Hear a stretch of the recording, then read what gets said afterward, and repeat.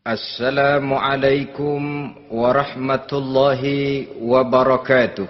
Waalaikumsalam warahmatullahi wabarakatuh. Bismillahirrahmanirrahim.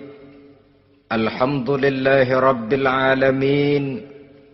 Wassalatu wassalamu ala ashrafil anbiya'i wal mursalin. Sayyidina wa maulana Muhammadin wa ala alihi wa ashabihil mujahidin at-tahirin. Amma ba'du, subhanaka la ilma lana illa ma 'allamtana innaka antal alimul hakim. La hawla wa la quwwata illa billahil aliyyil azim. Saudara-saudara kaum muslimin, terutama adik-adik para remaja dan pemuda yang saya cintai. Apabila seseorang akan membangun rumah, tentu saja dia akan mengadakan beberapa pilihan. Sejak dari memilih lokasi di mana rumah itu akan didirikan, sampai kepada menentukan bahan-bahan kualitas yang akan dipakainya, sampai kemudian kepada wujud dan bentuk rumah yang akan ditinggalinya. Demikianlah bahwa untuk membangun sebuah rumah yang hanya untuk menaungi kehidupan di dunia ini, kita mengadakan berbagai macam pilihan. Apalagi kalau kita akan membangun sebuah rumah tangga yang kita harapkan tidak hanya akan menaungi kehidupan di dunia ini, tidak hanya untuk kepentingan kita saja, tetapi juga untuk kepentingan anak cucu kita di belakang hari, termasuk sampai kepada hari akhirat nanti. Oleh karena itu, pada pertemuan kali ini, saya hanya ingin khusus berbicara kepada adik-adik remaja dan para pemuda, bagaimana sebaiknya memilih jodoh menurut ajaran agama Islam. Dalam Al-Quran, Allah subhanahu wa ta'ala menjelaskan, Zuyyina linnasi hubbus syahawati minan nisa. Bahwa manusia, apapun jenisnya, asal dia bernama manusia, dihiasi dengan perasaan cinta kepada perempuan. Jadi sejak dahulunya, secara fitrah, laki-laki senang kepada perempuan, sebagaimana perempuan pun senang kepada laki-laki. Dihiasi rasa cinta ini dalam kehidupan manusia. Dan oleh karena adanya rasa cinta, berkembanglah segala macam persoalan. Sehingga seorang ahli cinta pernah berkata, cinta adalah 5 huruf yang membuat persoalan tidak akan pernah selesai. 5 huruf yang membuat persoalan tidak akan pernah selesai-selesai. Tetapi dalam kehidupan sehari-hari sering kita saksikan bahwa cinta ini bisa mendorong, memberikan motivasi yang baik, dan cinta ini pun bisa juga memberikan dorongan yang tidak baik. Oleh karenanya, apabila cinta itu ibarat setetes embun yang jatuh di bumi yang subur, akan tumbuhlah di atasnya aneka ragam bunga-bungaan yang harum semerbak, indah, mewangi, sedap dipandang orang, menebarkan rasa aman, damai, sentosa, dan begitu selanjutnya. Tapi jika cinta itu jatuh di hati yang gersang dan tandus, tidak ada yang akan dapat tumbuh di sana selain sirih memanjat batu, kuning daunnya, lemah gagangnya.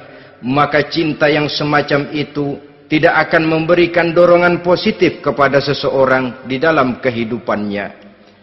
Maka lebih dahulu kita akan membicarakan cinta dalam artian yang positif ini, untuk nanti sampai kepada perempuan yang bagaimana yang harus kita cintai, atau laki-laki yang bagaimana yang harus dicintai oleh seorang perempuan.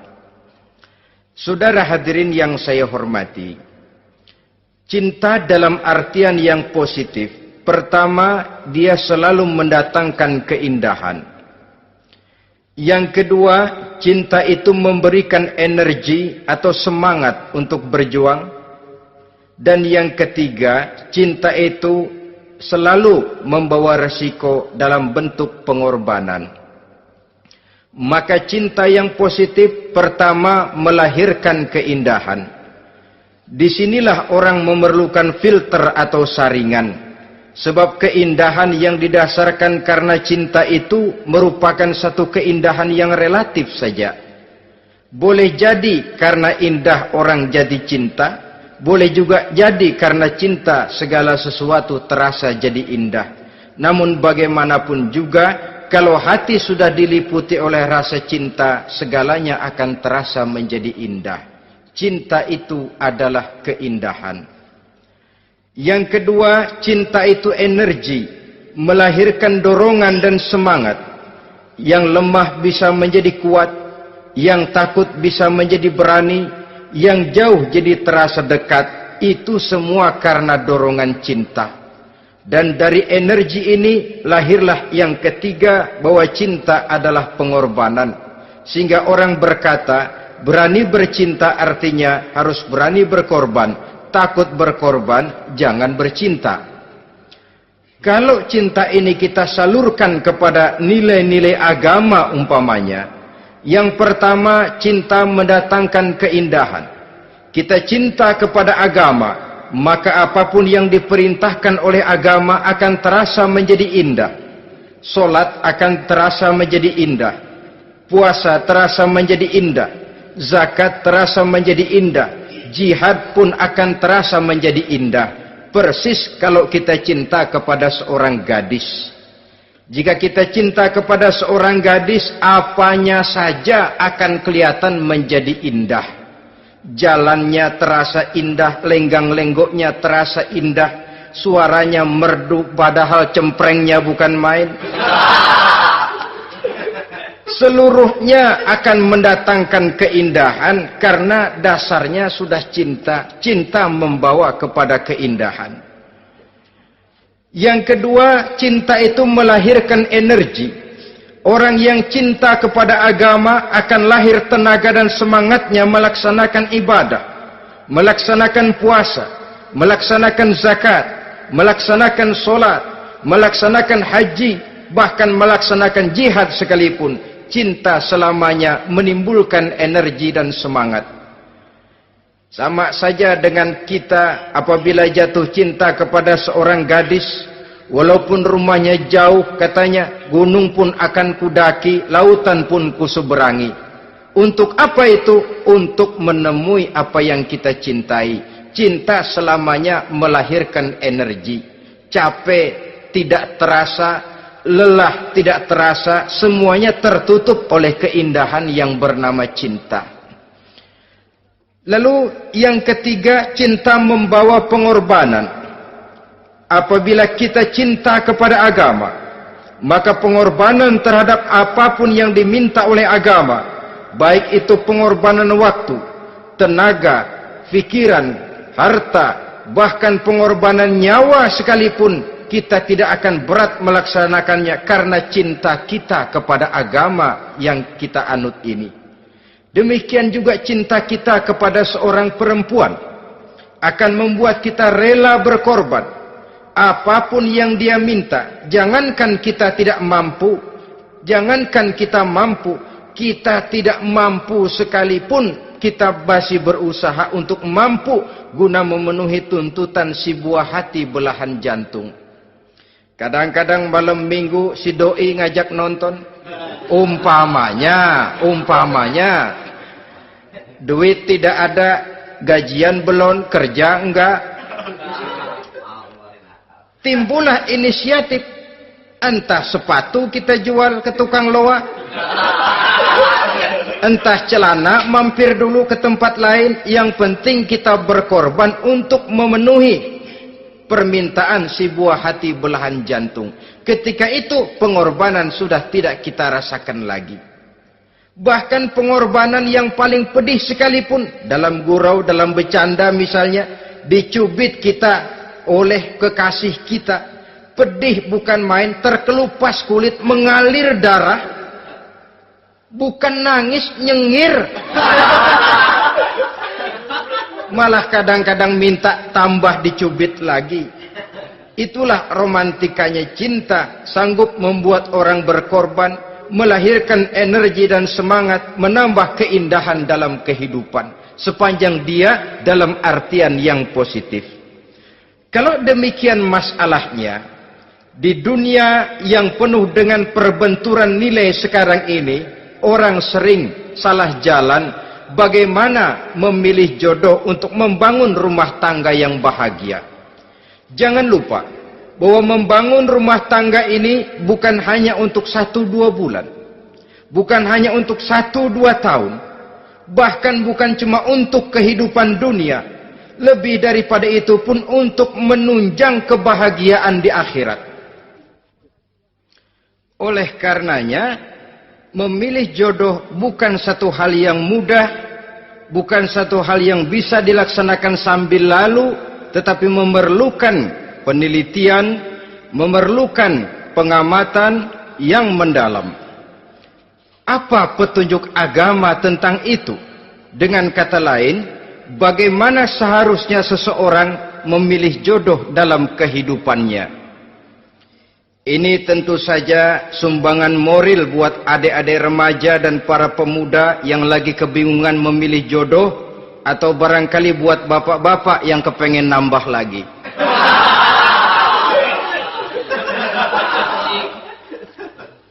Mohon maaf kepada ibu-ibu, saya tidak menganjurkan, cuma ngajarin. Yang pertama, menurut Nabi, nikahilah perempuan itu karena rupanya, karena hartanya, karena keturunannya, dan karena agamanya. Ada 4 motif utama di sini. Pertama, memilih jodoh, lihatlah rupanya. Lagian siapa yang kepengen dapat jodoh rupanya nggak karu-karuan? Cari rupa yang cantik, indah, dan menawan. Namun jangan lupa, saya katakan di zaman di mana sering terjadi benturan nilai seperti sekarang ini, orang sulit untuk mendapatkan keaslian. Di mana teknologi sudah sedemikian canggih, di mana ilmu kedokteran sudah sedemikian maju, maka berbagai macam rupa bisa dibentuk dengan apa yang dinamakan operasi plastik misalnya. Yang pesek bisa dibikin mancung, kuping yang kelebaran bisa dibikin sedang, pipi yang kembung sebelah bisa dibikin rata, janggut yang tidak menarik bisa dibikin bak lebah bergantung katanya. Oleh karena itu, kalau pilihan hanya tertuju kepada rupa yang cantik saja semata-mata, kita sudah melakukan satu kesalahan yang sangat besar. Sebab apa? Diperingatkan oleh Nabi melalui hadis Ibnu Majah, Bazar dan Baihaqi dari Ibnu Umar. Janganlah kamu kawini seorang perempuan karena kecantikannya, sebab kecantikan boleh jadi akan mencelakakan. Jangan juga kamu kawini perempuan karena hartanya, sebab kekayaan biasanya akan mendatangkan kesombongan. Tetapi kawinilah karena agama dan akhlaknya, karena itulah yang akan membawa kepada kebahagiaan. Saudara-saudara kaum muslimin, terutama adik-adik remaja dan para pemuda, dikala usia puber, apalagi mata baru terbuka, awal balik namanya, remaja sering kehilangan filter. Pokoknya asal ngelihat rupa yang sudah lemot, denok, geboy,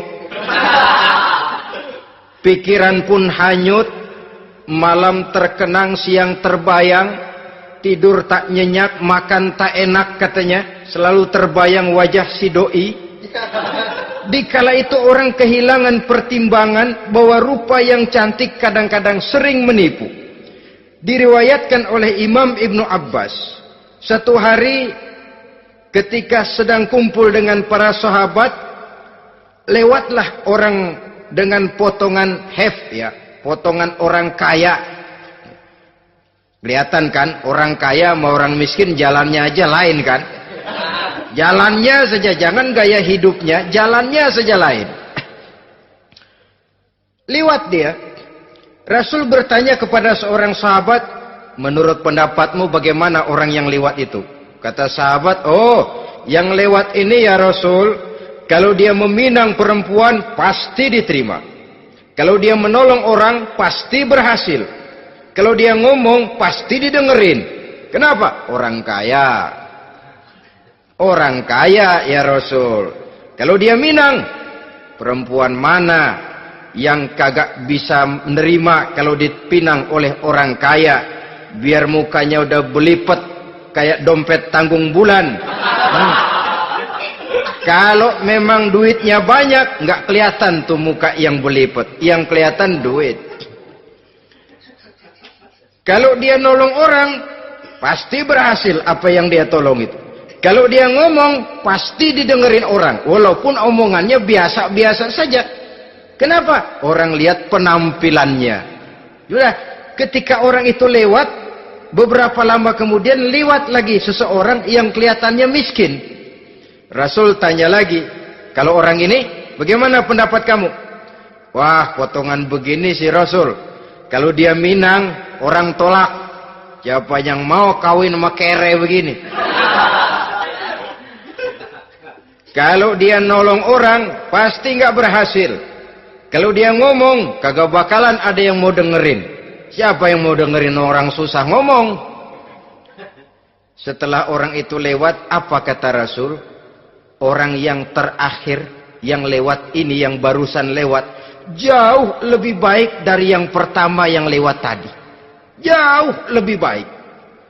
Maksud dari ucapan ini, Rasul sebenarnya mendidik para sahabat jangan tertipu oleh penampilan. Sebab penampilan tidak selamanya mencerminkan keaslian. Apalagi di zaman sekarang, salon di mana-mana bejibun. Alis mata bisa dibikin, pipi bisa dicat. Yang pinggir kuning, yang tengah merah, di sebelah merah ada yang kehitam-hitaman, persis orang kepentok tiang listrik.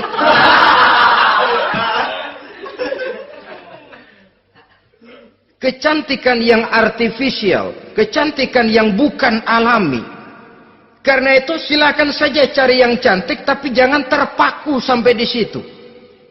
Sebab kecantikan di samping dia mudah berubah oleh pergeseran masa dan pertukaran waktu, ternyata penampilan tidak selamanya mencerminkan keaslian.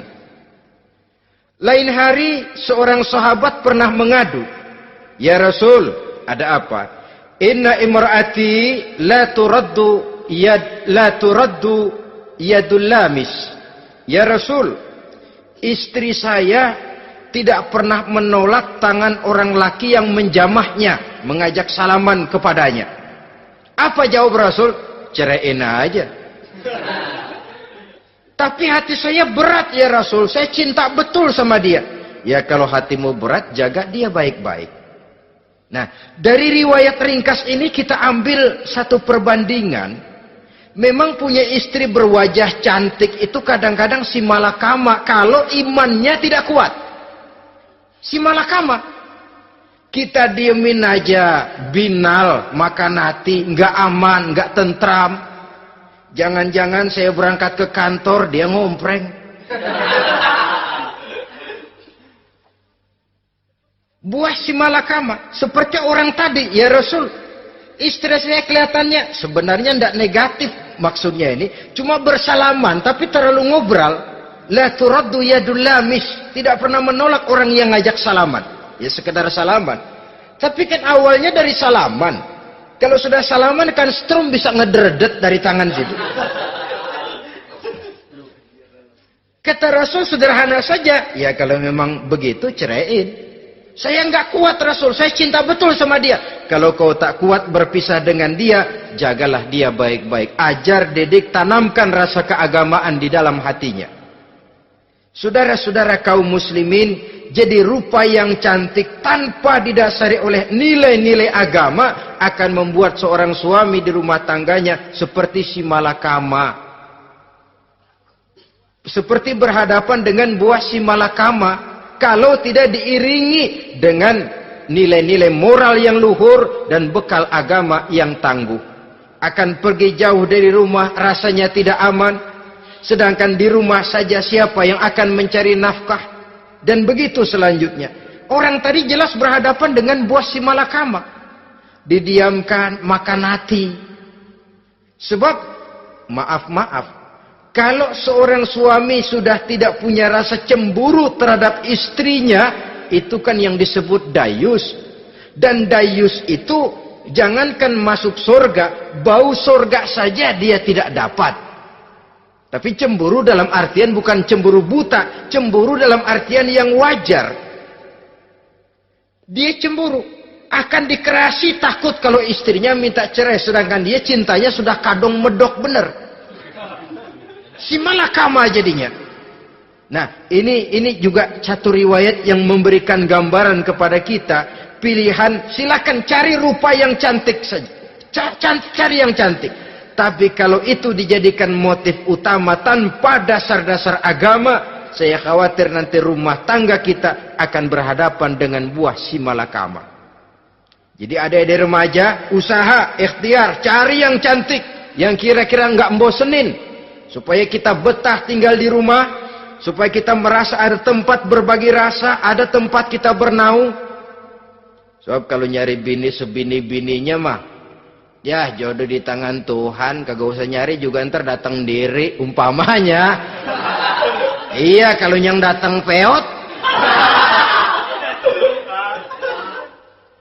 Orang harus berusaha, walaupun pada akhirnya jodoh toh memang ditentukan Allah. Kan 3 hal yang kita tidak bisa menentukan itu katanya. Maut, rezeki, jodoh. Itu yang masuk mysterious problem. Problem yang misterius. Maut, misterius. Kapan kita mati, kita sendiri tidak tahu. Tahun depan, 50 tahun lagi, 100 tahun lagi, tidak pernah seorang pun diberitahu. Tapi yang pasti dia bakal datang. Kapan dan di mananya, kita tidak tahu. Bisa di rumah, bisa di masjid, ya alhamdulillah. Bisa di majelis taklim, syukur. Bisa di medan perang membela agama, bagus. Pasti dia akan datang. Maut, mysterious problem. Sesuatu yang kita tidak tahu kapan datangnya. Rezeki, gitu juga. Sehingga orang sering bilang, rezeki katanya kayak bayangan. Kita uber-uber, dia lari. Kita diam, dia mah diam. Setengah mati kita uber-uber. Emang ukuran segitu? Segitu aja. Begitu kita nggak ngapa-ngapain, datang yang bawain rezeki. Namanya rezeki itu mysterious problem. Kadang-kadang ngobek, sungsang, sumbul, udah segala tanah orang kita ukur-ukurin. Udah segala ngomong sudah nggak ada yang loh, tuh sudah buta. Tapi memang bayangan, kalau belum rezeki ya belum. Kadang-kadang nyari kode sampai tidur di kuburan. Belepotan tanah kuburan loh. Yang aneh lagi kadang-kadang orang gila ditanyain. Allahu Akbar, ini kode-kode zaman sekarang ini. Sampai orang waras nanyain orang gila, itu gimana itu? Ini sudah efek yang betul-betul negatif. Sudah jelas orang gila kok ditanya. Apa kira-kira yang nanya nggak lebih gila dari yang gila itu?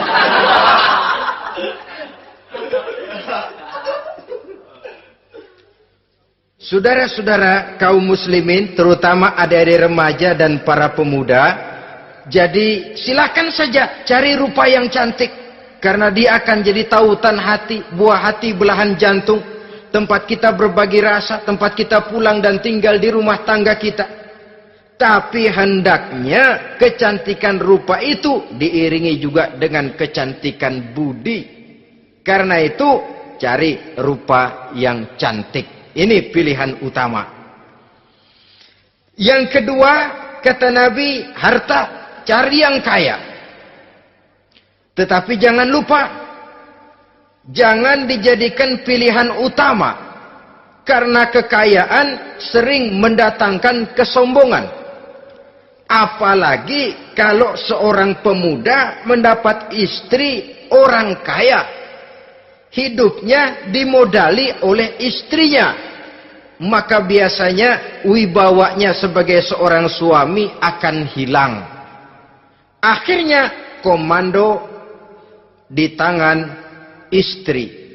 Dikala itulah suami tidak lebih daripada prajurit yang taat kepada komando istrinya. Padahal menurut konsep Quran, ar-rijalu qawwamuna 'alan nisa, laki-laki diciptakan sebagai pembimbing bagi perempuan. Kalau nanti suatu saat terjadi benturan, sedangkan modal diberikan oleh istri, terjadilah pengungkitan. Kata istrinya apa? Lu jangan bertingkah, lu kan kawin sama gue modal lu kolor doang.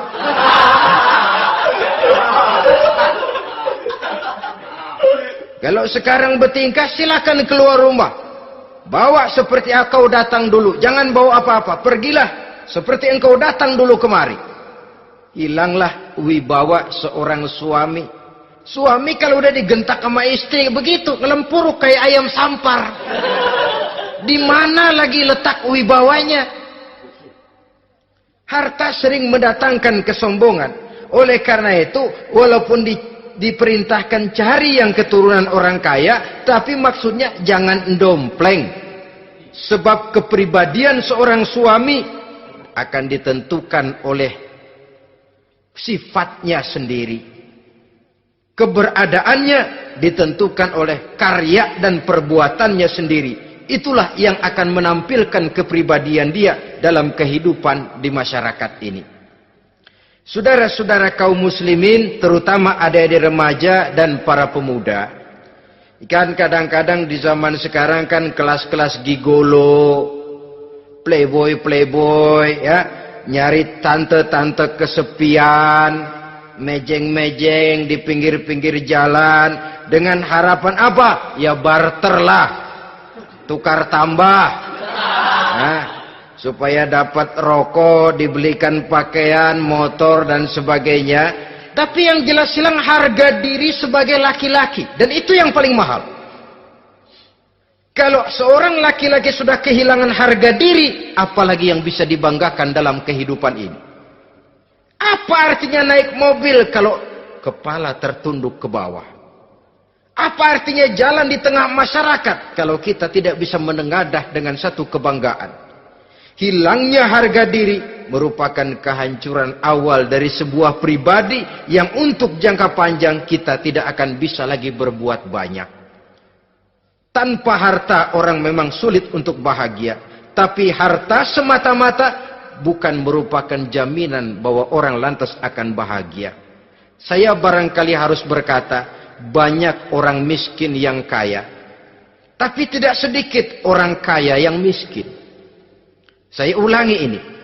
Banyak orang miskin yang kaya. Tetapi tidak sedikit orang kaya yang miskin.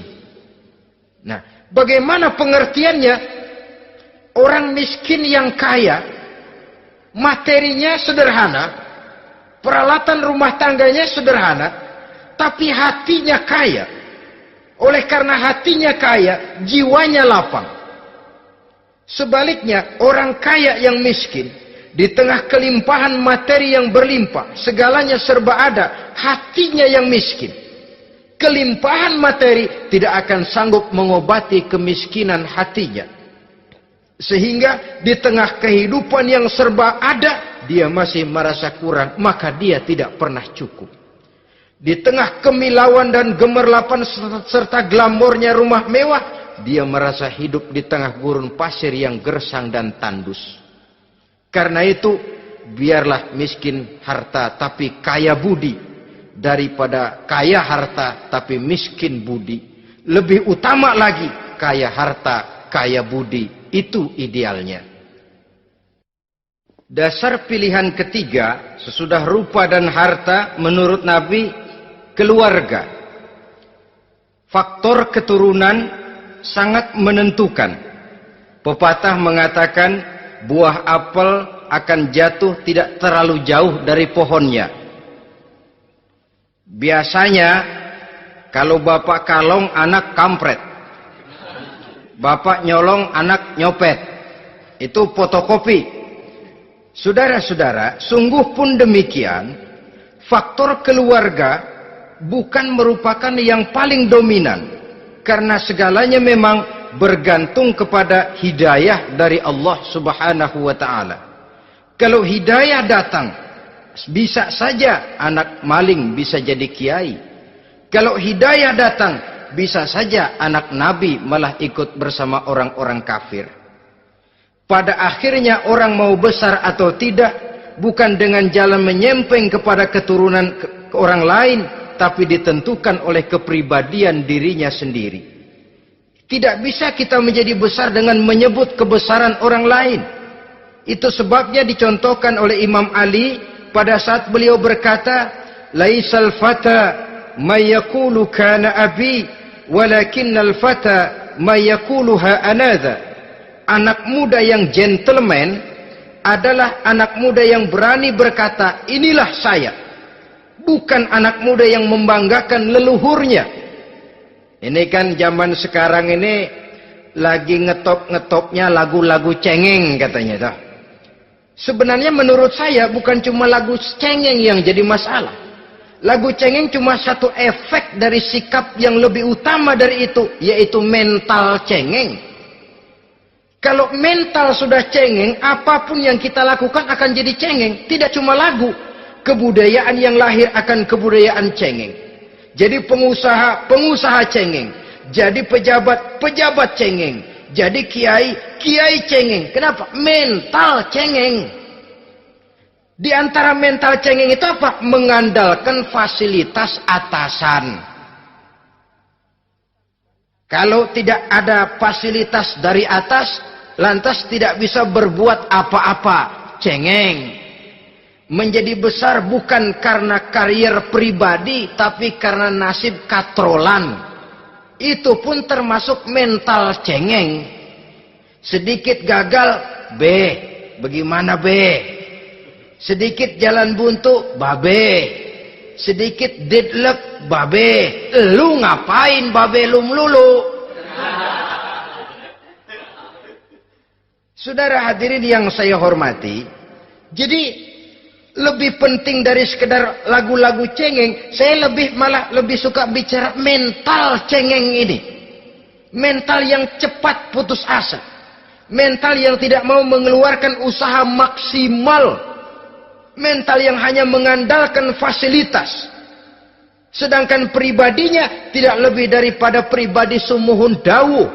Pribadi kulo nuwun. Pribadiku maha juragan wae. Pribadi oke bos. Pribadi asal bapak senang.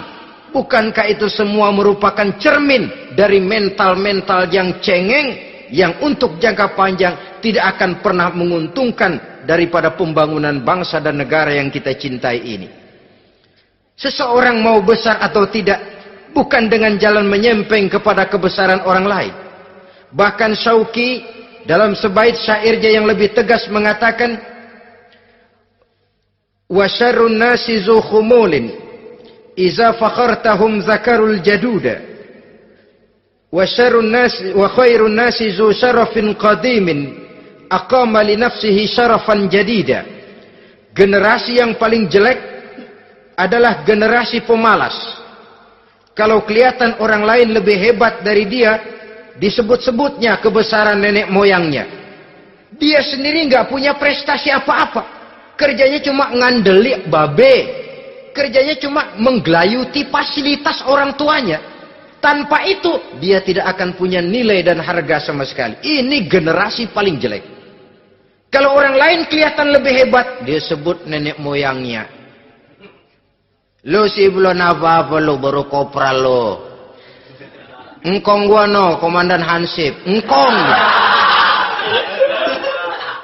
Engkongnya yang disebutin. Dia sendiri tidak punya prestasi apa-apa.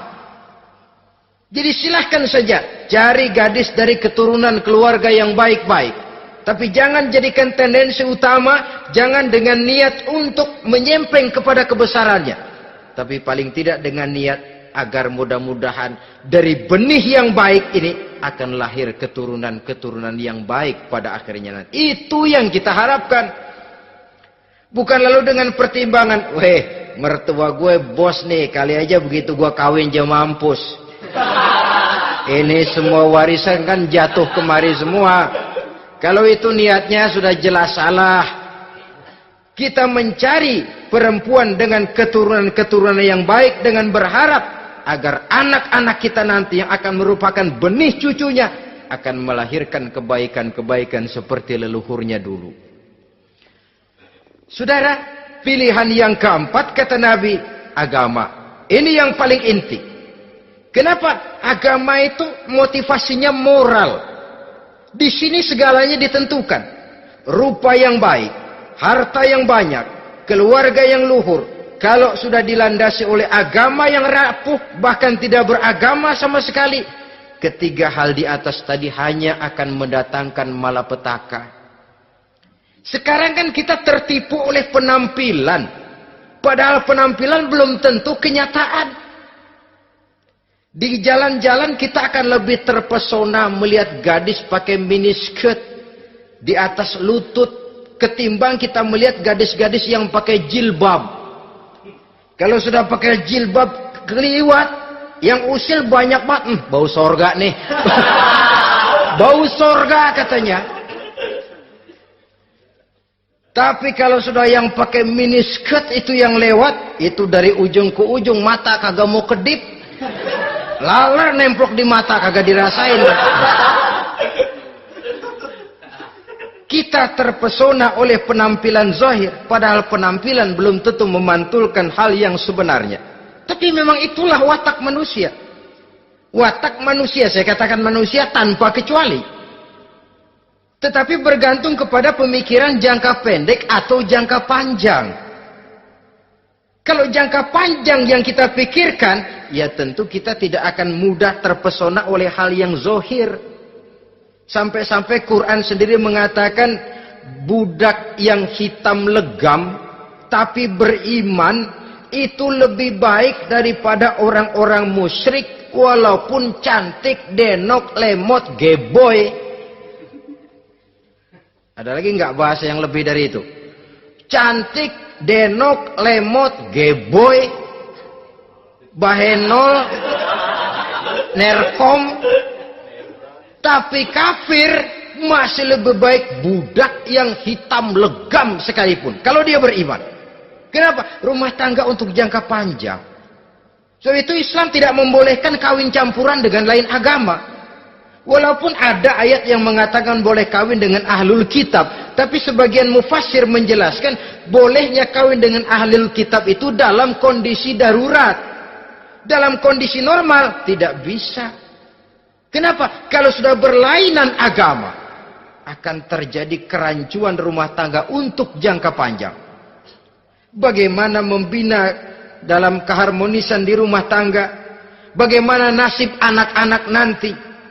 Kadang-kadang ada keluarga, kami sih keluarga modern. Anak-anak kami berikan kebebasan untuk milih agama apa saja. Bapaknya Islam, istrinya Kristen, anaknya ada yang Hindu, Buddha.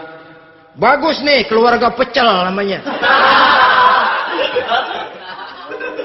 Bagaimana keluarga modern bisa seperti itu? Padahal seorang suami bertanggung jawab di hadapan Allah. Dia akan ditanya tentang istrinya. Dia akan dimintakan pertanggungan jawab tentang anak-anaknya. Kalau istri kita berlainan agama, mungkin terjadi pengkaplingan. Pokoknya kalau anak perempuan ikut ibu, anak laki ikut bapak. Administrasi dunia bisa begitu. Tapi akhirat, pertanggungan jawab di hadapan Allah. Bisakah kita? Sorry aja Tuhan emang janjinya begini. Saudara hadirin yang saya hormati, oleh karena itu budak legam hitam kalau beriman masih lebih baik daripada orang-orang yang tidak beriman walaupun cantik dan mempesona. Kenapa? Ini faktor agama. Ya buat 1-2 bulan bisa terwujud rumah tangga yang tentram. 2-3 tahun mungkin masih bisa bertahan, tapi sampai kapan? Sampai kapan itu akan terwujud?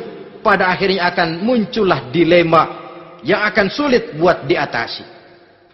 Oleh karenanya, motif agama dijadikan stres oleh Nabi. Fasfar bizatiddin taribat yadak. Pilih agama sebagai titik sentral, sebagai pilihan utama. Kalau agamanya kuat, walaupun rupanya sederhana, tapi karena nilai agamanya kuat, dia bisa menyenangkan hati suaminya. Dia bersolek untuk kepentingan suaminya. Dia taat kepada suaminya. Harta, dia anak orang kaya untuk membantu perjuangan suaminya. Tapi kalau tidak ada modal agama, rupa yang cantik bisa menyengsarakan suami. Apalagi kalau suami kere. Istrinya sudah cantik, kaya ataupun tidak kaya kadang-kadang. Udah, suaminya suruh ngempuk di rumah, bininya yang kerja.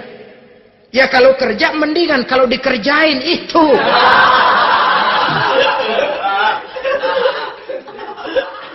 Itu yang repot.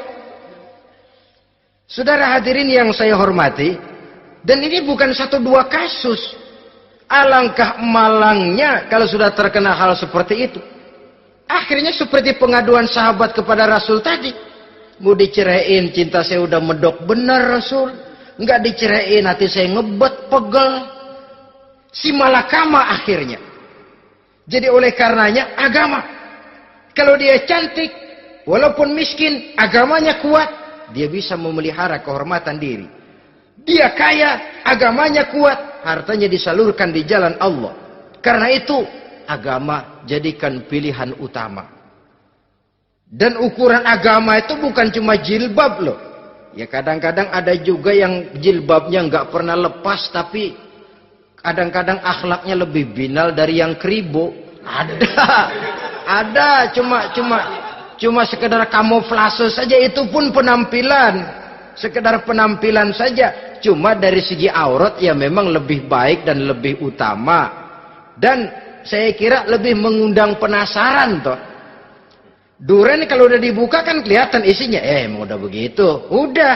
Tapi kalau masih rapat, itu yang rasanya kita pengen buka. Timbul tantangan. Gue pengen tahu isinya. Rasanya juga begitu. Sama saja dengan baju. Kalau dibungkus rapat di plastik, ditaruh di etalase. Adanya di toko mau serba ada. Tahu kita barang mahal nih. Biar punya duit, kita mau nawar ragu-ragu, takut nggak cukup. Tapi kalau barang sudah dibuka di jalanan, diobral di pinggir jalan, murahan, 1.003 masih dicampur odol. Yang begitu sih biar nggak punya duit, kita berani banget tanya, nawar, megang lagi nyemek. Berduit nih bang. Kenapa? Barang sudah terbuka.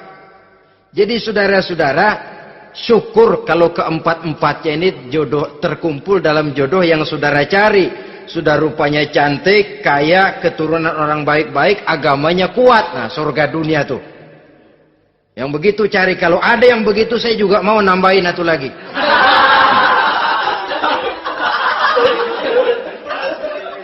Tapi yang kumpul keempat-empatnya ini terus terang saja langka. Makhluk langka ini. Kadang-kadang cantik, kaya, keluarganya hebat, agamanya nol, akhlaknya kayak setan.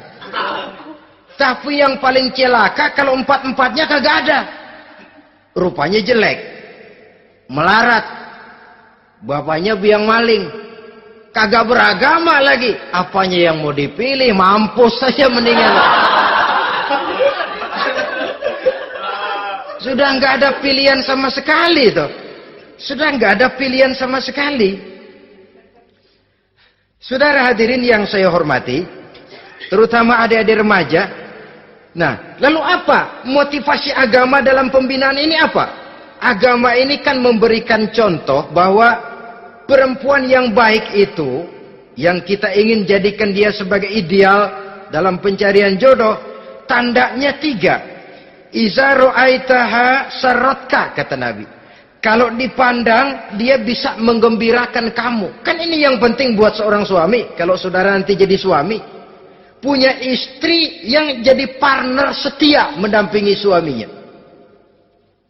Kalau dilihat, nggak membosenin. Kenapa? Dia berdandan untuk nyenangin hati suaminya. Enggak bosenin. Kan kadang-kadang ada bini kalau kita pulang demok aja fotonya.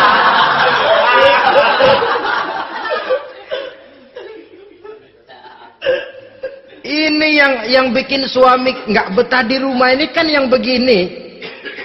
Adapun perempuan yang beragama, apabila dipandang oleh suaminya, dia pandai menyenangkan hati suaminya. Andai kata suaminya dalam kesulitan, dia tidak menambah beban kesulitan. Paling tidak dia bisa memberikan satu bantuan moral. Bantuan moral untuk mengurangi beban kesulitan daripada suaminya. Suami pulang dagang rugi, kata istrinya, romantika bang. Sekali-sekali lah, masa selamanya dagang mau untung. Besok siapa tahu untung lebih besar. Kan meringankan tuh. Kadang-kadang enggak, suami pulang dagang dari pasar panas, rugi. Sampai rumah bini pidato. Pletar-pletor. Lu dagang rugi, emang lu laki goblok.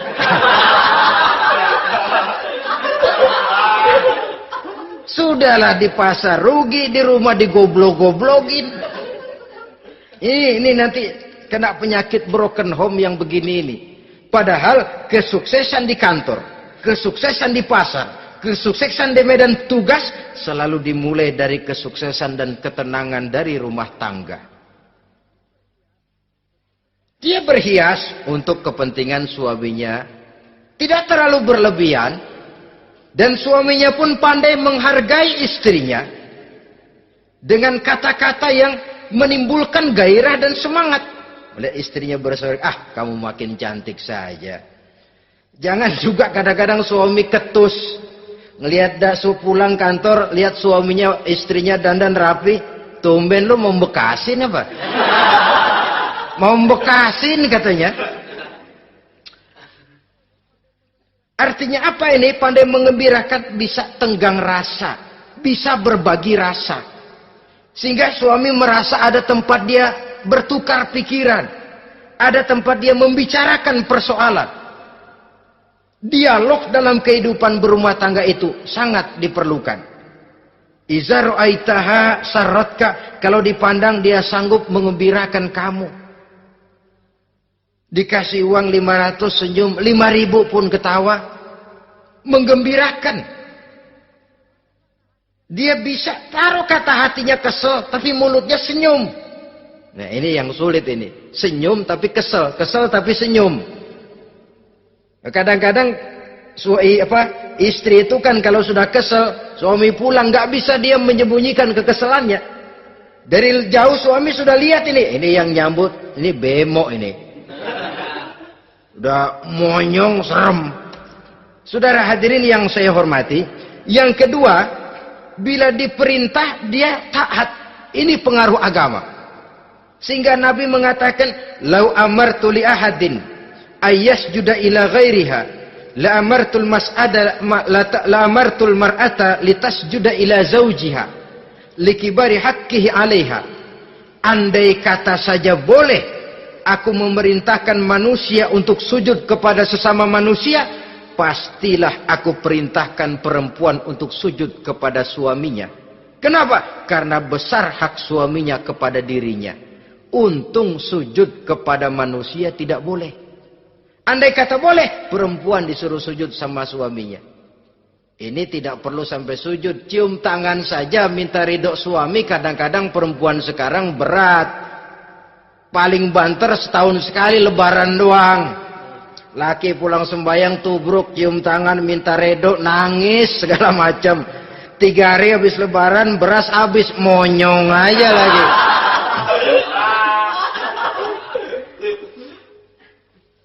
Saudara hadirin yang saya hormati,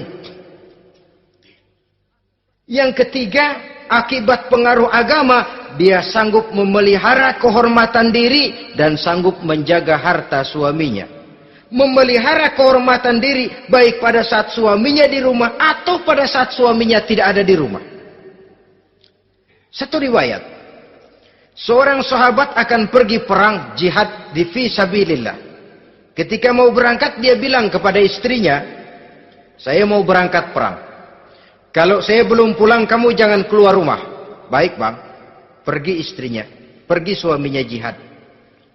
1 minggu, 2 minggu berlalu, belum juga pulang. Satu hari datang utusan dari rumah orang tua si istri ini.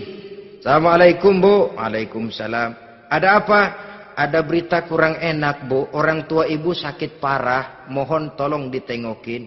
Apa kata si istri? Maaf saja, suami saya belum pulang dari medan perang. Saya belum dapat izin keluar rumah kalau dia belum pulang. Tolong sampaikan maaf saya kepada orang tuanya. Pulanglah utusan tadi. Besok balik lagi. Bu, ada apa? Udah Senin Kemis. Napasnya sudah sampai tenggorokan. Tolong tengokin buat terakhir kalinya bu. Suami saya belum pulang. Dia pesan kalau dia belum pulang saya jangan keluar rumah. Saya nggak bisa tengokin orang tua saya. Salam maaf saja. Pulang utusan itu. Besok balik lagi. Bagaimana? Sudah meninggal bu. Mau dikubur. Tengokinlah buat terakhir kalinya. Suami saya belum pulang. Saya belum berani keluar rumah kalau suami saya belum pulang. Itu janji saya sama suami saya. Pulanglah utusan ini ngadu kepada Rasulullah sallallahu alaihi wasallam. Ya Rasul, ini perempuan kelewatan benar. Dari orang tuanya sakit sampai sekarat, sampai mati, sampai dikuburin dia nggak nengokin. Memangnya kenapa? Suaminya katanya pergi jihad dan suaminya tidak mengizinkan dia keluar rumah kalau si suami belum pulang. Apa jawab Rasul? Marahkah beliau? Tidak, beliau senyum. Apa katanya? Dosa orang tua yang meninggal ini telah diampuni oleh Allah karena dia punya anak perempuan yang begitu taat kepada suaminya. Allahu Akbar. Dosa orang tua yang sudah meninggal itu diampuni oleh Allah karena dia punya anak perempuan yang begitu taat kepada suaminya. Ketaatannya kepada suaminya menyebabkan dosa orang tuanya diampuni oleh Allah Subhanahu wa taala. Suami pergi jihad, orang tua sakit keras, tidak berani dia keluar rumah. Itu tandanya bisa menjaga kehormatan diri. Kalaupun satu saat suaminya manggil, bu, tolong ambilin uang di dompet. Dompetnya dibawa, bang, ambil saja sendirilah, nanti salah ambil lagi saya. Kadang-kadang enggak, suaminya pergi mandi, dompet berantakan. Saudara hadirin yang saya hormati, ini motivasi agama. Jadi kecantikan zahir yang diimbangi dengan kecantikan batin oleh karena pengaruh agama tadi. Kalau sudah kemari, orang tidak perlu mikir-mikir operasi plastik, bikin yang pesek jadi mancung supaya orang tertarik. Bikin belakang yang kurus jadi menarik. Tidak. Orang tidak perlu lagi pakai susuk-susukan. Dipasang di bibir supaya kalau senyum orang gempor. Supaya kalau ngomong orang percaya. Dipakai di kuping supaya macam-macam. Tidak perlu lagi. Pakai jompa-jampe, pelet-peletan. Supaya kalau diludahin orang ngikut. Nggak perlu lagi. Kenapa? Cinta itu nature. Sesuatu yang alamiah, yang tidak bisa dipaksakan. Dia kudrati, karunia dari Allah. Tidak bisa cinta dipaksakan. Kalaupun bisa, dengan ilmu pelet, oh saudara bisa membuat orang jatuh cinta. Ya 2-3 hari, 4-50 hari. Kesananya, apa yang akan terjadi? Kelanggengan tidak akan pernah terwujudkan. Kenapa? Keterpaksaan yang akan timbul. Dalam kondisi semacam itu, rumah tangga tidak akan mengalami ketenangan dan ketentraman. Jadi biarkan cinta berjalan secara alamiah, karena dia memang alamiah. Saudara-saudara, nah sekarang kalau sudah ketemu nih, yang 4 tadi, rupa cantik, keturunan boleh, kaya lumayan, agama kuat. Apa yang harus kita cari? Apa yang harus kita lakukan? Apa pakai pepatah anak sekarang? Aku lihat, aku pikat, aku dapat, aku sikat, aku minggat. Bangsat.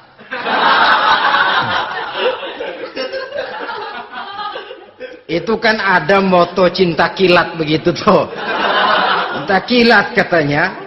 Aku lihat, aku pikat, aku dapat, aku sikat, aku minggat. Bangsat. Atau kita harus hanyut dalam arus free love, free sex, samenleven, eksperimen dulu? Tidak. Islam menganjurkan kalau memang seret, nah ini rasanya ini nih, mantap gue nih. Apa yang diajarkan oleh Islam selanjutnya? Meminang, saudara-saudara.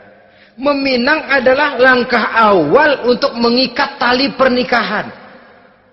Diizinkan meminang, dan di dalam meminang pun diizinkan untuk melihat. Cuma kalau boleh, ya syaratnya itu waktu melihat itu jangan sampai ketahuan si perempuan yang akan kita pinang itu. Untuk apa kita meminang? Pertama untuk yakin bahwa perempuan yang kita inginkan ini sudah kumpul syaratnya itu, tidak ada cacatnya. Yang kedua, untuk memperkuat tekad hidup berumah tangga, diperlukan meminang. Adapun adat itu berbeda. Tapi bahwa konsep meminang itu dalam Islam ada, itu jelas. Ya kalau mesti bawa pisang raja, pakai roti buaya, pakai martabak segede ban mobil truk segala macam, itu adat saja, ya. Tapi yang real meminang itu ada dalam Islam. Nah, bagaimana adab meminang? Setelah kita tahu anak ini cantiknya ya, keturunan baik, ya kekayaannya lumayan, agamanya kuat, pinanglah dia. Caranya boleh lihat langsung. Lihat langsung kalau bisa tanpa setahu si perempuan. Dan batas yang boleh dilihat itu muka dan tangan. Itu saja. Jadi jangan gerusak. Minta permisi Pak, saya mau ngelihat anak bapak seutuhnya. Soalnya buat saya ini nanti. Apanya aja dibedolin, jangan. Kira-kira yang boleh itu muka sama tangan. Andai kata kita risih, sebab nanti kalau nggak jadi akan jadi timbul rasa malu dan si perempuan juga kasihan. Boleh mengutus perempuan yang kita percaya. Coba kau ke sana, lihat kondisinya yang sebenarnya bagaimana. Kalau ngelihat dari jauh sih utuh, siapa tahu nanti tangannya kurang sebelah. Coba lihat sana. Saudara-saudara, kemudian boleh juga ditanyakan kepada orang tuanya. Dan dalam hal ini orang tua si gadis tidak boleh menyembunyikan aib atau cacat yang dimiliki oleh anaknya. Dia harus menceritakan apa adanya. Sampai pun kekurangan anaknya yang paling kecil sekalipun.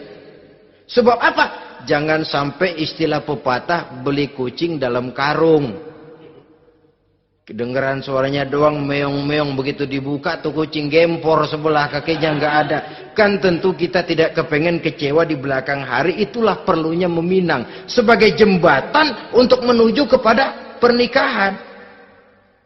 Nah, dengan demikian kalau sudah usaha meminang ini dilaksanakan, jangan merasa sudah setengah resmi. Ini yang kadang-kadang jadi penyakit. Malah sesudah meminang harus masing-masing lebih menjaga diri, menjaga kehormatan, menjaga pergaulan. Kenapa? Agar saat memasuki jenjang pernikahan nanti merupakan jenjang yang sangat ditunggu-tunggu. Ada rasa keinginan tahu. Kalau tidak, ya udah biasa, nggak giroh lagi ngadepin perkawinan. Kenapa? Kemarin-kemarin gue udah cobain. Hilang gairah lagi. Sebab itu kalau sudah meminang, jangan merasa sudah setengah halal. Ah, udah minang ini Kadang-kadang orang tua juga konyol. Sudah dipinang, diumbar. Lu mau kemana keda lu udah pinang? Padahal meminang itu cuma langkah awal. Sedangkan selanjutnya harus lebih berusaha menjaga kehormatan diri. Sampai pada saat nanti pelaksanaan pernikahan. Nah, saudara-saudara, terutama adik-adik remaja dan para pemuda, walaupun agak sekilas memang karena terbatasnya waktu pada pertemuan ini, mudah-mudahan bisa memberikan gambaran yang sepintas tentang bagaimana sebaiknya kita memilih jodoh di dalam membina rumah tangga yang bahagia. Semoga ada manfaatnya. Terima kasih atas segala perhatian. Mohon maaf atas segala kekurangan. Usikum wa nafsi bitaqwallah. Wassalamualaikum warahmatullahi wabarakatuh.